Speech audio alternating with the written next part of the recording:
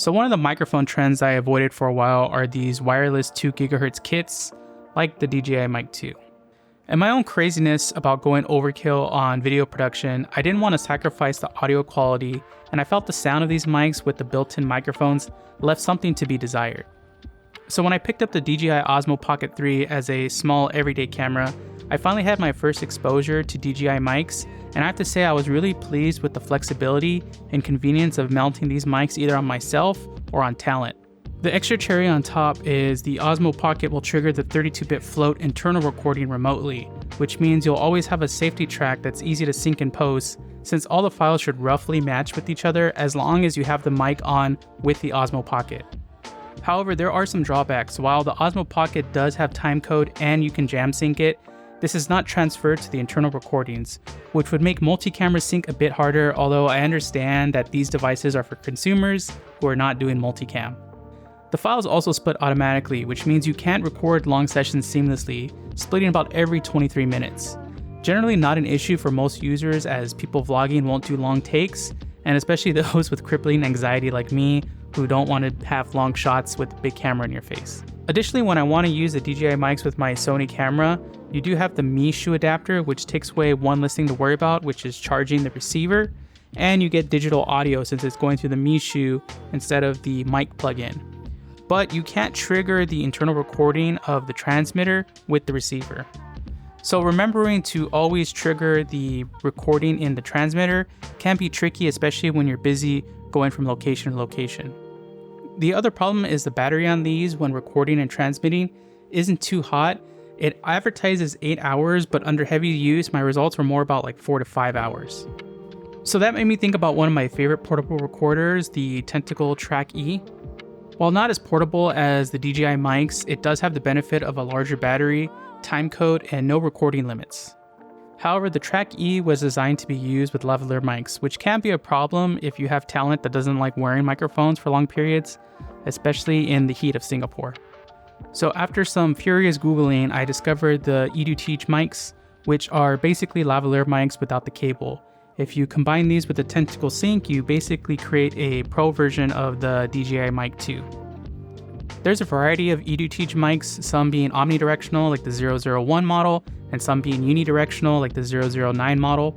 So we're gonna head out for the day and try out various microphones and see what the quality and usability is like between the different microphone options. All right, it's another overcast day here in Singapore, and outside in a fairly quiet area to test two things: the DJI Mic 2, including its internal recording, and the Tentacle Track E with the EduTeach 001 omnidirectional microphone. So we'll see how the transmitter audio sounds, then we'll see how the internal recording audio sounds on the DJI Mic 2, and then we'll see how the Tentacle Track E sounds, although I probably just ruined it by tapping by the microphone. But we'll compare the three different microphones, see which one sounds better, and with background noise, which was going on from the rowing team, but they seem to have stopped right now. But these are the tests between the three microphones. So of course the microphones aren't like perfectly positioned. Like, I know you're supposed to push them, or you're supposed to position them like right here in the middle of the chest. But I feel like only the DJI mic is really capable of that. And most people are gonna go for convenience rather than proper placement, especially with the consumer device. So just explain a little bit of my thinking behind the way I was positioning these two mics. Also, it makes them easier to test at the same time. Okay, we're gonna do another test here. This is to try and pick up any type of sound when you're moving. So, you know, we have some wind breeze going by. This mic has a very simple wind cover. It does have the furry dead cat. This one already kind of has it put on, the DJI Mic 2. So it's not too windy of a day, surprisingly, despite the overcast skies. But this should help simulate a little bit. Maybe if I ran, we could get some wind noise, but also to see, you know, how the grip and the clip stay on, and if that creates any movement noise for when I'm walking around, and some background noise as well. Okay, so we're in a bit of a more noisy area. There's some music going on in the background, and there's some stuff going on behind us and more people passing by. This is to kind of test the ambient noise pickup or the isolation So which mic picks up more things from the surroundings versus which one, you know, kind of just picks up the voice only. So the second thing is testing the functionality or the ease of use between the two microphones, like how easy they are to operate without dealing with too much hassle. So I would say the DJI Mic 2 is a little bit superior when you're talking about the operation without having to look. It actually has haptic feedback. So if you click the record button once, you'll get a short buzz, let you know that the internal recording is active, and if you click it again, it'll give 2 buzzes to let you know that's turning off. The Tentacle Sync is also has a hands-free operation. You basically move the switch up. So if you push it down and hold it down, that turns it off. If you move it up for a little bit, that'll enable the recording, and you'll get a red light to let you know that you're recording. You'll also get a red light on the DJI Mic 2 to let you know that you're recording, but you don't get any type of haptic feedback. You can also control things from the app, but you know, juggling this camera and your phone and recording at the same time is a lot harder to deal with than just pressing a button or moving a switch. So that's the difference between the two when it comes to just handling operation. I would say the DJI Mic 2 definitely is a bit easier to activate and start and stop recording versus the Tentacle Sync. Also, you know, you do have to sync things with the Tentacle Sync. So you have to at least sync time code in your camera. Now the Sony camera, theoretically you only need to sync it once, but there is some drift. So I always keep a Tentacle Sync attached to the camera to keep time code in. Of course, you can kind of do it in all-in-one package with just one trackee, like you don't need a separate box. As long as you have the time code cable for the Sony camera, you can just basically use this as both a time code output device and sync the camera first, and then just use the trackee by itself. So that way you don't have to buy 2 things at once. The Tentacle trackee actually allows you to output time code now through its headphone out port. Okay, now we're gonna do a comparison between the DJI Mic 2 and then the Tentacle trackee. This is switching to the EduTeach 009 model. So this model is basically like a unidirectional model, so it should only pick up like basically what's ever directed towards the capsule. It shouldn't pick up, it's not omnidirectional. So this is me talking into the microphone. There is some music going on this way, so I'll try and shift a little bit here. Basically try and get the music going off axis, see how that picks up when I hear it in post. Again, when I'm testing these in post, I'm only normalizing them. I'm not doing any type of EQ or noise reduction. These mics do have, well, not the Tentacle trackee, but the DJI Mic 2 does have a built-in noise reduction tool, but I hate using those because they basically universally sound awful. So this is just with no low cut filters, nothing like that, just the raw unprocessed sound that's been normalized when you're listening to this. All right, I'm here with Ira out at Plaza Singapura. This test here is to test a couple things. So we're basically right by Orchard Road right here, which means there's buses and cars passing by and people walking behind us. So it's kind of to see how much noise different things pick up. So the DJI Mic 2 is recording internally and also transmitting to the camera. So you should be hearing the 24-bit recording. And then this is the EduTeach 009. This is the omnidirectional mic.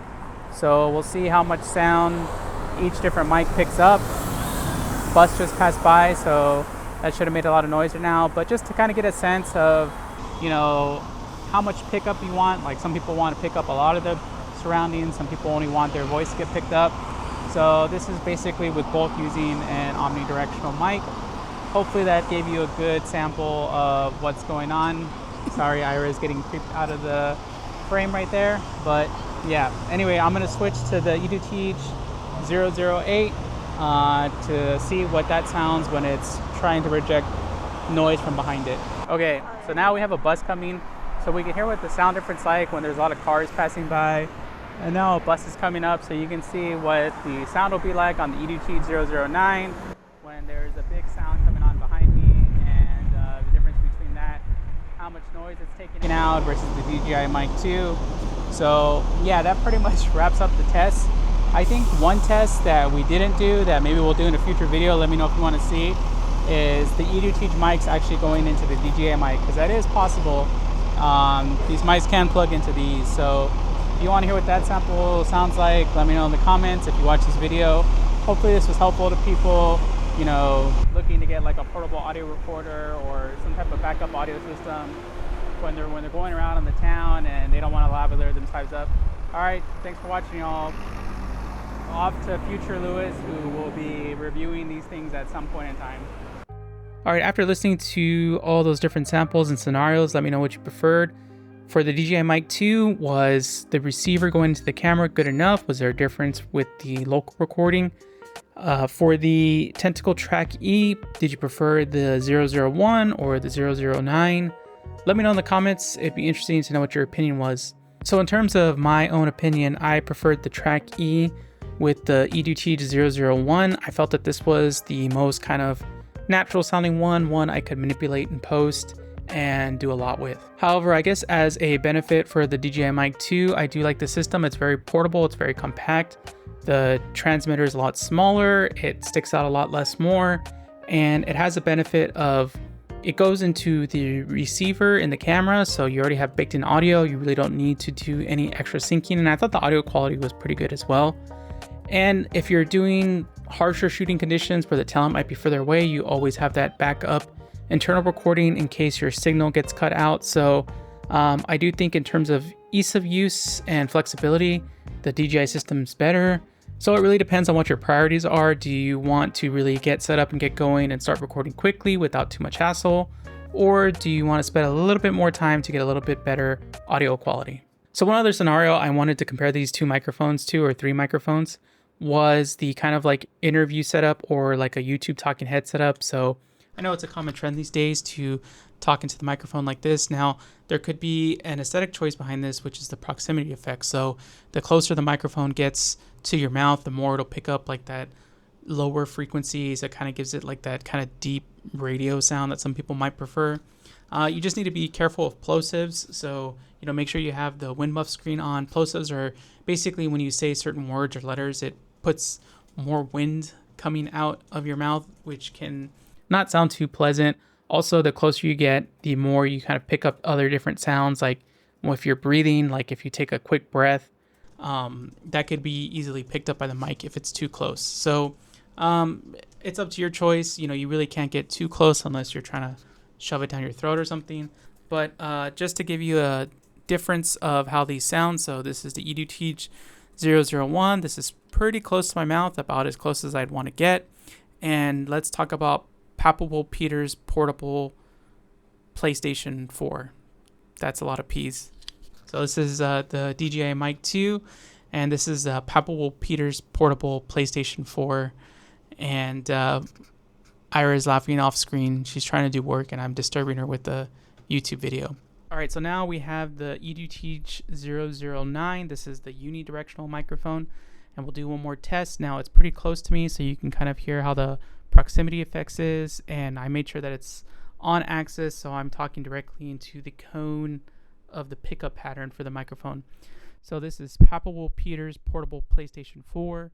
Papal Peter's portable PlayStation 4. Okay, that was my plosive test.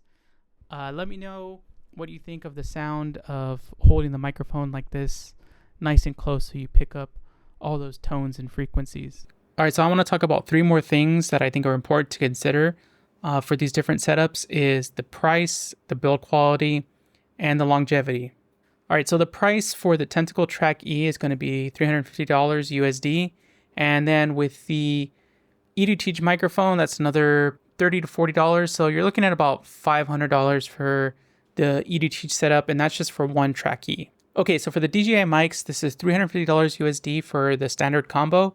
This is two transmitters, a receiver, and a charging case, comes all together in one. You do have to pay a little bit extra for the Mishu adapter. That's about, $40 extra depending on where you live. So you do get more for your money with the DJI mic setup. I would say if you need to do a two-person thing, it's about a no-brainer to go with the DJI mic setup based on that price. Okay, so in terms of like durability, I would say both of these are about equal. Both of these devices are basically pieces of plastic, and if you drop them from too high, I think they're done. A couple things though I got to give points to in terms of Tentacle Track E. You can buy replacement batteries, so you can swap out the battery. They are rechargeable batteries, but you can replace it. For the DJI mics, there's not really an option for that. The other thing too is in terms of storage, with the DJI mics, you're limited to the built-in storage. With the Tentacle Track E, you can buy your own SD card. It does come with an SD card stock, but you can buy different size SD cards if you need more recording time. Now, in terms of monitoring, there is a couple differences between these two. So the Track E actually has a headphones output port. This is also where you can output timecode, but you can kind of listen to how the sound is through that. If you're international or outside of the US, you can actually listen to the sound through the Tentacle Sync app through your Bluetooth headphones. So you can listen to things wirelessly while it's recording. This doesn't work though if you're in the US because of patent issues. With the DJI, there's no way to monitor the sound on the transmitter from the transmitter. The only way you can monitor it is from the receiver. So that kind of makes sense because it's supposed to be as part of a kit, whereas this has to be its own standalone solution for monitoring audio. So one more thing for the Track E is the LED lights. So the LED lights tell you different things. So it'll tell you if it's recording. It'll tell you the level of your audio source. You can see by these LED lights here. And it'll tell you if you're turning it on or off, or if it's trying to sync via timecode. So pretty useful status indicator. On the DJI mics, there is no type of indicator aside from the status LED light. So it'll let you know if it's recording. So click once and you can see that it's recording. Click once again, it'll buzz twice and you know that it's not recording. And the other LED lets you know if it's transmitting. So green means transmitting to the transmitter. If it's blue, it means it's transmitting to a Bluetooth source. Okay, so that comparison went way more in depth than I thought it would, but I hope you enjoyed it. Let me know in the comments. It was pretty fun trying these things outside and in different places.